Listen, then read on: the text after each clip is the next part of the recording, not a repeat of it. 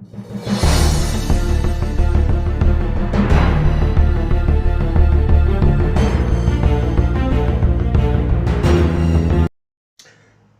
afternoon, keepers of the cash. Gary B, the Casual Comic Guy here, and we are here on February 23rd, New Comic Book Day, and we're going to see what I was bringing home today. Alright, so without further ado, I messed it up this week. Now let's see. I don't even know if I remember to separate these in the right way that I like them. So we're going to take a quick look.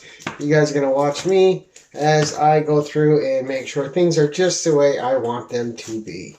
Because they're not. And they are now. Alright, so starting out with Independence, we have got Rise of Dracula, issue number 3. Now, I read Cult of Dracula, the first 6-issue mini. The first issue didn't wow me, but the more the series went on, the more and more I enjoyed it. So, happy to pick this 6-issue mini up. And again, I'm not going to go off the first book. I'm going to wait till I get all 6 and then read it as a whole. And hopefully, I'll get the same enjoyment out of it as I got out of the last series. And like I said, the first one started out slow. Everyone loved the first issue. I thought it was just okay. And then I thought all the other issues were really good. So, Rise of Dracula, number 3. And I had missed the cover last week of it that I wanted. Someone returned it, so I picked it up. This is Rise of Dracula, issue 2. So, really nice cover. Made sure I grabbed that when it went back up on the shelf before anyone else did.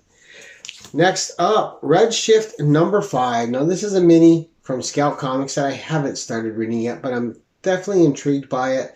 It looks spacey, it looks hoary, and it clicks and checks all the boxes that I, as a reader, like. And I'm hoping I'm really going to enjoy this read.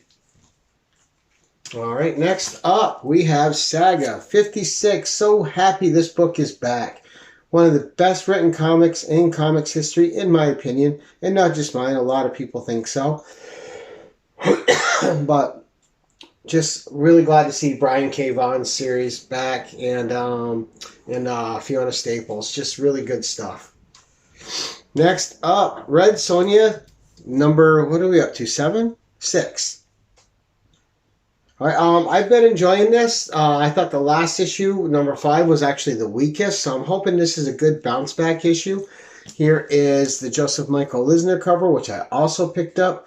Much prefer this cover to the other one. This one just looks, showcases Sonja as a warrior more. I really like that. To me, Sonja is always going to be a warrior. She should be showcased as a warrior. Next up, Berserker number 7. Now, I know a lot of the people aren't talking about this anymore, but I'm sticking with it to the end.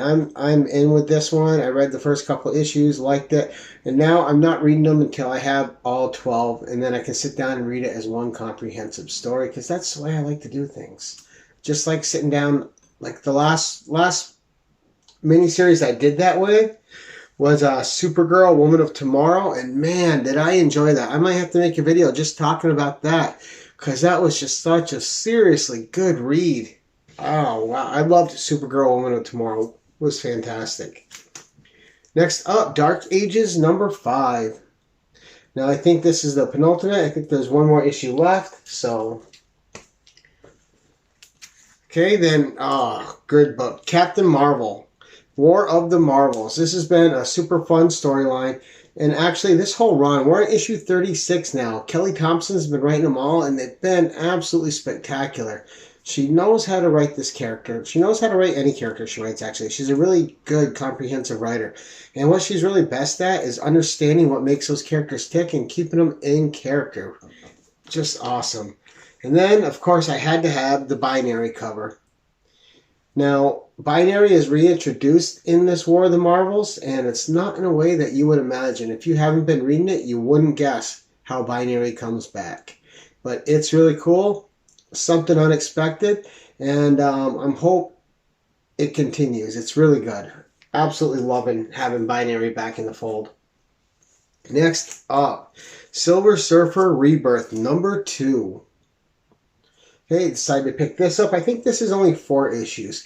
And Seeing Ron Lim draw the Silver Surfer and Thanos is everything you want. All right, one of the original artists for those guys, and just fantastic. At least when I was a kid growing up, I always associated Ron Lim with Thanos and Silver Surfer, and of course George Perez as well. All right, Black Widow number 14.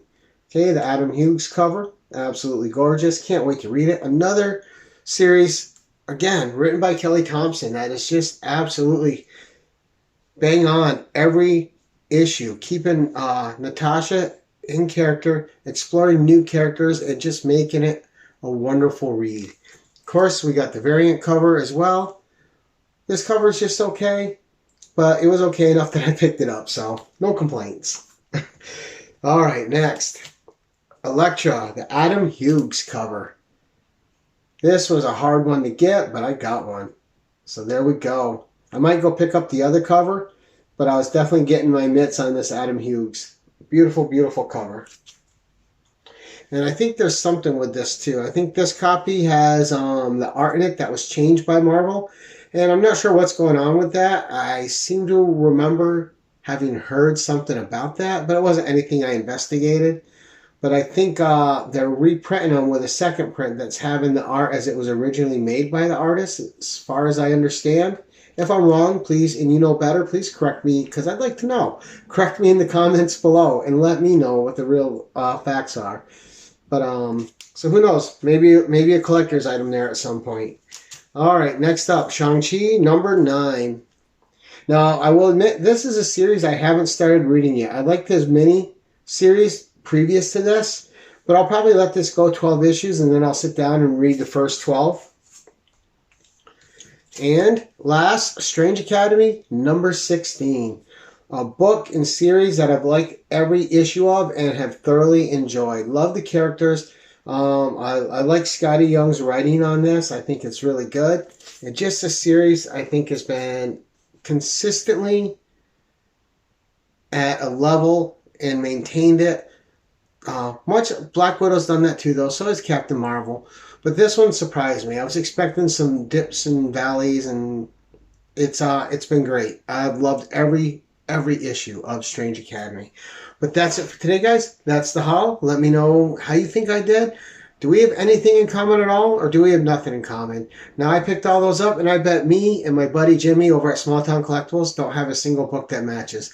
But that's the best thing about comics. There is something for all of our tastes. So don't hate on someone else's taste. Just enjoy yours. And just enjoy that the hobby's healthy. That's it for today, guys. Until next time, keep it casual.